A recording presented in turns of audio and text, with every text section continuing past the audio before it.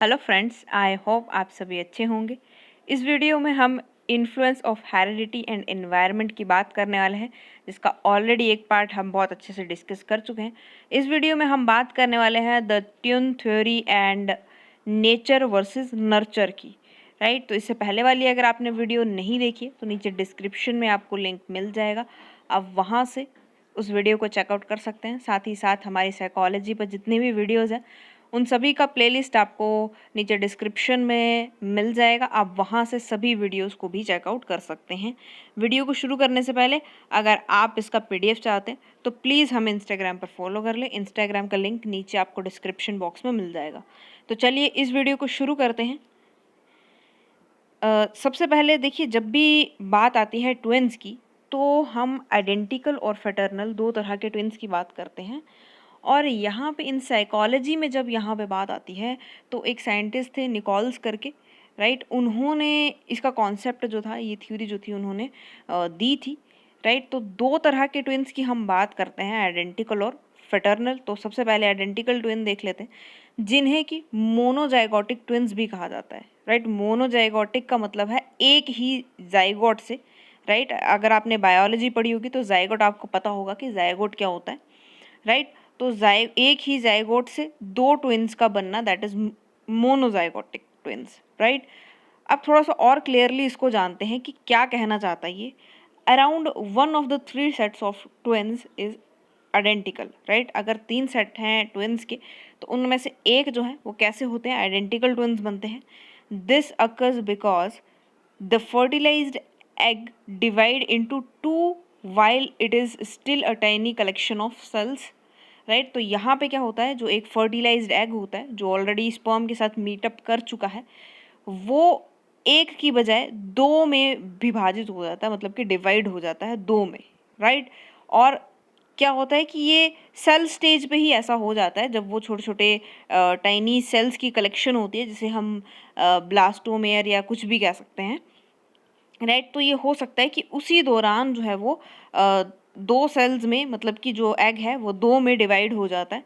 The self contained halves then develop into babies, और यही जो दो हाफ्स हैं ये आगे जा कर के दो बेबीज में चेंज हो जाते हैं, दो बेबीज में डेवलप हो जाते हैं, which exactly the same genetic information. तो अब देखिए, ये एक ही एग से दो बेबीज बने हैं और फर्टिलाइजेशन हो चुकी थी, उसके बाद ये जो है सेल डिवाइड हुआ है। तो इन दोनों बेबीज़ में, जो दो बेबीज़ हमारे पास हैं, उन दोनों में सेम जेनेटिक मटेरियल होगा। राइट, क्योंकि वो एक ही सेल से डिवाइड होकर के बने हैं। राइट, एक ही फादर का स्पर्म और एक ही मदर का जो सेल है, राइट, ओवम है, उन दोनों का जब फ्यूज़न हुआ जाइगोट बना, जाइगोट डिवाइड हुआ। राइट, तो सेम जेनेटिक मटेरियल के साथ ये दोनों बेबीज़ हमारे पास आएंगे और इस तरह के ट्विन्स को आइडेंटिकल ट्विन्स कहा जाता है।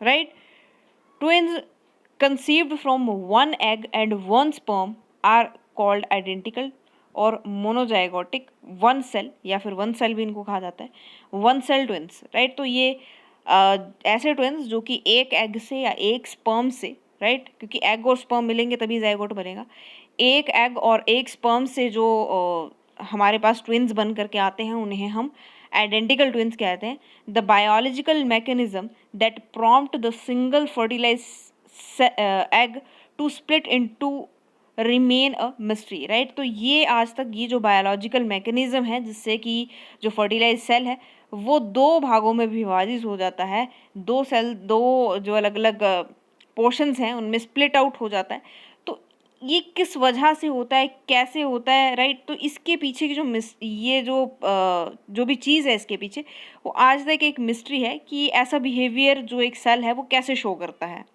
Right, approximately 1/4 in identical twins are mirror image of each other। Right, तो एक चौथाई जो आइडेंटिकल ट्विन्स होते हैं वो एक दूसरे की मिरर इमेज होते हैं। मिरर इमेज जैसे कि which means the right side of one child matches the left side of their twin. Right, कि अगर कोई बच्चा है, राइट, उसका जो राइट साइड होगा वो अपने ट्विन के लेफ्ट साइड से बिल्कुल मैच करता होगा, इसीलिए उनको क्या कहा जा रहा है कि वो मिरर इमेज होते हैं। ऐसे एक चौथाई जो आइडेंटिकल ट्विन्स होते हैं उनमें ये चीज़ देखी जाती है।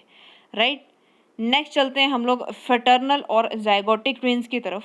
Right, around 2 in 3 sets of twins are fraternal, कि 3 सेट्स में से 2 सेट्स आपको ऐसे देखने को मिलेंगे जो फेटर्नल ट्विन्स बनते हैं। इसमें क्या होता है कि 2 सेपरेट एग्स या फिर ova are fertilized by 2 separate sperms, right, कि 2 अलग अलग फीमेल ओवा जो हैं उनको 2 ही स्पर्म जो है अलग अलग, ठीक है, वो जा कर के फ्यूज़ कर रहे हैं, और उसी वजह से फटर्नल या फिर हम उन्हें डाइजाइगोटिक या फिर 2 सेल ट्विन्स भी उन्हें कह सकते हैं, right. These baby will no more alike than siblings born at separate times. The babies can be either the same sex or different sexes with the odd roughly equal for each, right। मतलब कि अब देखिए ये क्या कह रहा है कि यहाँ पे ज़रूरी नहीं है कि जो हमारे पास फेटर्नल ट्विन्स आए हैं वो सेम सेक्स के होंगे। वहीं अगर हम आइडेंटिकल ट्विन्स की बात करते, क्योंकि देखिए अब ये एक ही सेल से बने थे, राइट, तो अगर ये सेल फीमेल है, मतलब कि इसके पास XX क्रोमोसोम है, तो ये दोनों कैसी होंगी, दोनों फीमेल्स होंगी, राइट। और अगर यहाँ पे XY क्रोमोसोम्स होंगे तो ये दोनों कैसे होंगे, दोनों मेल्स होंगे, राइट। मतलब कि जो आइडेंटिकल ट्विन्स होते हैं वो सेम सेक्स के ही होंगे, ऐसा कभी नहीं होगा कि एक फीमेल हो या एक मेल हो, राइट। तो अगर यहाँ पे हम फेटर्नल ट्विन्स की जहाँ बात कर रहे थे, तो यहाँ पे क्या होगा कि अब ये दोनों अलग अलग सेल्स से बने हैं और अलग अलग स्पर्म जा कर के इनको फ्यूज़ कर रहा है, तो यहाँ पे ये दोनों फीमेल्स भी हो सकती हैं, राइट, यहाँ पे ये दोनों मेल्स भी हो सकते हैं, या फिर ये दोनों एक फीमेल और एक मेल भी हो सकता है, राइट। तो इतनी सी बात यहाँ पे कही गई है, और यहाँ पे डायजाइगोटिक और मोनोजाइगोटिक का मतलब यही है कि जो आइडेंटिकल ट्विन्स होते हैं वो सेम एग से बनते हैं, और डायजाइगोटिक का मतलब है यहाँ पे अलग अलग एग्स होंगे जिनको अलग अलग स्पर्म्स जा करके फ्यूज़ करते हैं, राइट। तो अगर आप आइडेंटिकल ट्विन्स देखना चाहें तो इस तरह से आपको आइडेंटिकल ट्विन्स जो हैं वो देखने को मिलेंगे। दोनों जो होंगे सेम ही सेक्स के होंगे, अगर लड़कियां हैं तो दोनों लड़कियां होंगी, अगर लड़का है तो दोनों ही लड़के होंगे, राइट। सेक्स जो है वो आइडेंटिकल ट्विन्स के केसेस में सेम रहते हैं और मिरर इमेज के वो दिखते हैं। वहीं पे अगर आप डायजाइगोटिक ट्विन्स की बात करें तो इस तरह से वो दोनों लड़कियां भी हो सकती हैं, वो दोनों लड़के भी हो सकते हैं, और लड़का या फिर लड़की भी हो सकते हैं, राइट। तो इस तरह से आप जो है वो फेटर्नल ट्विन्स का एग्जाम्पल भी देख सकते हैं। नेक्स्ट चलते हैं हम लोग नेचर वर्सेस नर्चर की बात करेंगे। तो देखिए जब भी हम हेरिडिटी या फिर एनवायरमेंटल फैक्टर्स की बात करते हैं तो नेचर और नर्चर ये दोनों फैक्टर्स हमारे पास निकल करके आते हैं, राइट। नेचर जो है वो क्या रेफर करता है, तो nature refers to all the genes and hereditary factors that influence who we are from our physical appearance to our personality characters। तो देखिए नेचर को इस तरह से डिफाइन किया गया है एक इंसान के कि ये सभी के सभी जो हमारे हेरिडिटी फैक्टर्स होते हैं, लाइक जो हमें जीन्स हमारे पूर्वजों से मिली हैं, वो हमारे फिजिकल कैरेक्टर्स को, मतलब कि हमारे फिजिकल अपीयरेंस कैसी होगी, राइट, उसको कहीं ना कहीं वो अफेक्ट करते हैं कि हम किस तरह से दिखेंगे। हम अपने परिवार के किस सदस्य से हमारा चेहरा जो है वो मिलता है, हमारे बाल किससे मिलते हैं, राइट, या हमारी पर्सनैलिटी कैसी है, राइट। तो ये सभी चीज़ें कौन इन्फ्लुएंस कर रहा है, तो हमारे हेरिडिटी फैक्टर्स इनको इन्फ्लुएंस कर रहे हैं कहीं ना कहीं, राइट। तो वो हमारा नेचर है, वो नेचर से ये सभी चीज़ें जो है वो हमें मिल रही हैं, हमारे पूर्वजों से हमें ये सभी चीज़ें मिल रही हैं। तो ये क्या इन्फ्लुएंस करता है कि हम कौन हैं, राइट, हम कैसे दिखते हैं, हमारी पर्सनैलिटी कैसी है, हम किस तरह से अपनी बात को दूसरों के सामने रखते हैं। वहीं दूसरी ओर नर्चर है, तो nurture refers to all the environmental variables that impact who we are, right. तो नर्चर जो है वो किसको रेफर करता है कि जो हमारे आसपास के जो भी इन्वायरमेंटल वेरिएबल्स हैं वो किस तरह से इम्पैक्ट करते हैं हम पे कि हम क्या हैं, who we are, right, including early childhood experiences. उसमें सभी के सभी वो सभी एक्सपीरियंसेस आ जाएंगे जो हमने चाइल्डहुड में फेस किए हैं या एक्सपीरियंस किए हैं।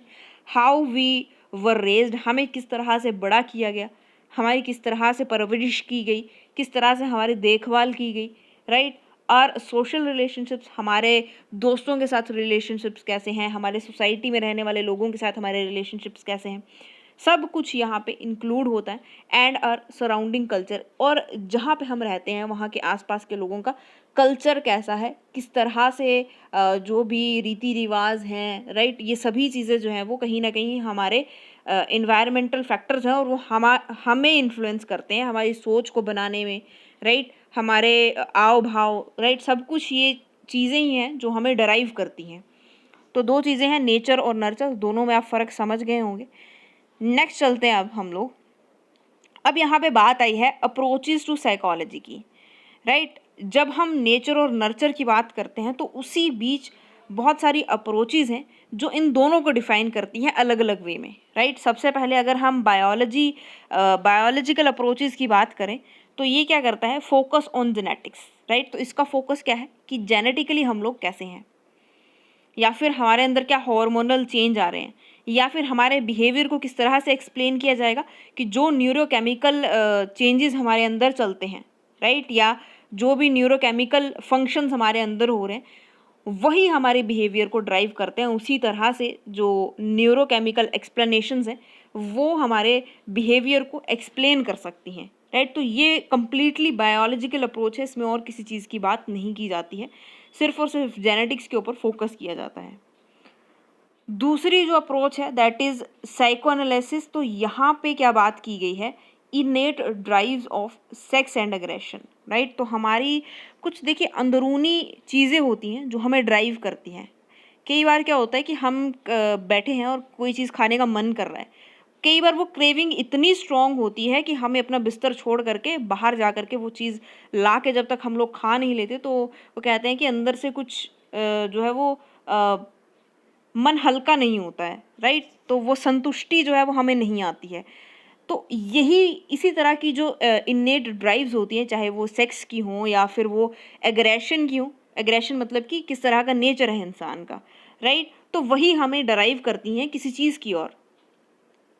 उसी तरह से सोशल अपब्रिंगिंग ड्यूरिंग चाइल्डहुड, कि किस तरह से हमें नर्चर किया गया, राइट, किस तरह से हमारी देखभाल की गई, सोसाइटी हमें किस तरह से ट्रीट कर रही है जब बच्चा चाइल्डहुड में था, किस तरह से क्या एक्सपीरियंसेस उसने फेस किए हैं अपने सोसाइटी के थ्रू या फिर अपने फैमिली में किसी भी तरह से, तो वो नर्चर का पार्ट है, राइट। अगर हम वही नेचर की बात करें तो वो हमारी इन्नेट ड्राइव्स होंगी, चाहे वो हमारे एग्रेशन से जुड़ी हों या फिर हमारे सेक्स डिज़ायर से जुड़ी हों या फिर कोई भी ऐसा डिज़ायर है जो हमारे अंदरूनी जागृत होता है, मतलब कि इंसान के अंदर से जागृत हो रहा है, राइट। तो वो कैसी है, साइको एनालिसिस अप्रोच है ये, राइट। उसके बाद कोग्निटिव साइकोलॉजी की बात करते हैं तो यहाँ पे innate mental structure such as schemas, perception and memory are constantly changed by the environment। तो देखिए जो innate mental structure है, मतलब कि हमारे अंदरूनी जो हमारी सोच है, राइट, किसी इंसान की,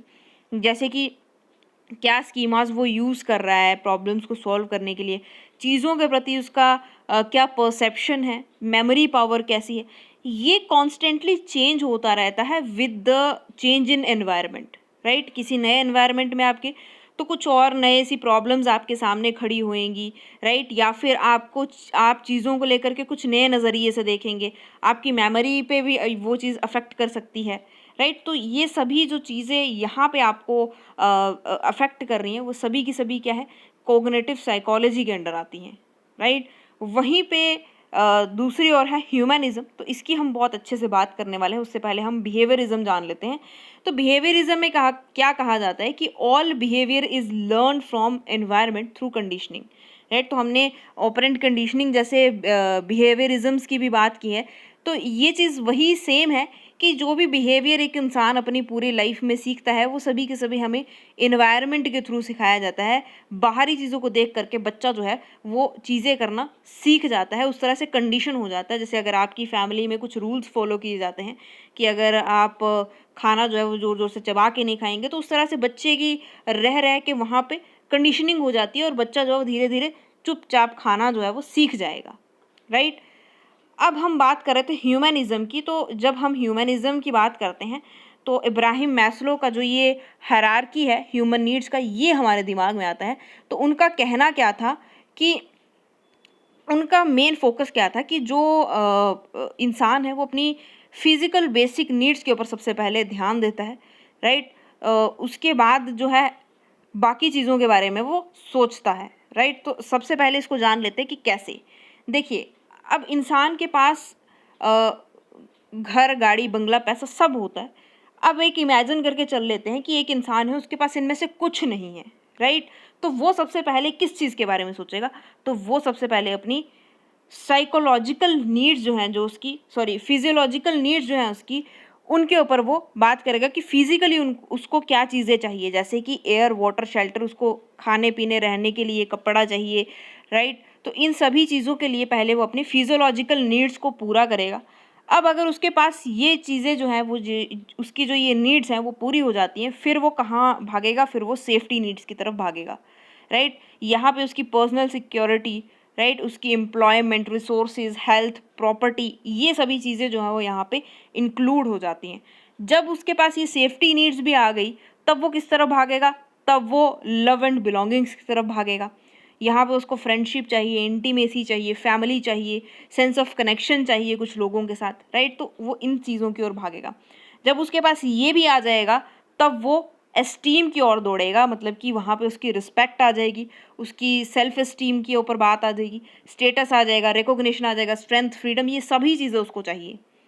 जब वो इन सबको हासिल कर लेगा, तब वो जा करके कहाँ पे फंस जाएगा? फिर वो जा करके फंसेगा सेल्फ एक्चुअलाइजेशन पे। यहाँ पे वो ऐसा इंसान बनना चाहता है, मतलब कि एक इंसान की वो हद तक जाना चाहता है कि जितना वो अचीव करना चाहता है वो करता रहे, राइट। तो सेल्फ एक्चुअलाइजेशन की जो डिज़ायर है वो उसके अंदर जगी रहती है, desire to become the most that one can be, right. वो उस सीमा तक जाना चाहता है जहाँ तक एक इंसान जा सकता है, राइट। तो ये जो मैस्लो की हायरार्की है ह्यूमन नीड्स की, इसको हम इग्नोर नहीं कर सकते, क्योंकि कहीं ना कहीं ये बिल्कुल सही है, ये बिल्कुल सच है, राइट। तो फ्रेंड्स, आज के लिए सिर्फ इतना ही। आई होप आपको ये पूरी वीडियो समझ आई होगी कि नेचर वर्सेस नर्चर की हमने क्या बात की, आइडेंटिकल ट्विन्स क्या होते हैं, फ्रेटर्नल क्या होते हैं, राइट। अगर आपको वीडियो पसंद आया है तो लाइक और शेयर करना ना भूलें। अगर आपको कहीं डाउट है तो आप कमेंट बॉक्स में कमेंट कर सकते हैं। इसी तरह की और वीडियोज़ के लिए हमारे चैनल को सब्सक्राइब कर लीजिए। Thanks for watching.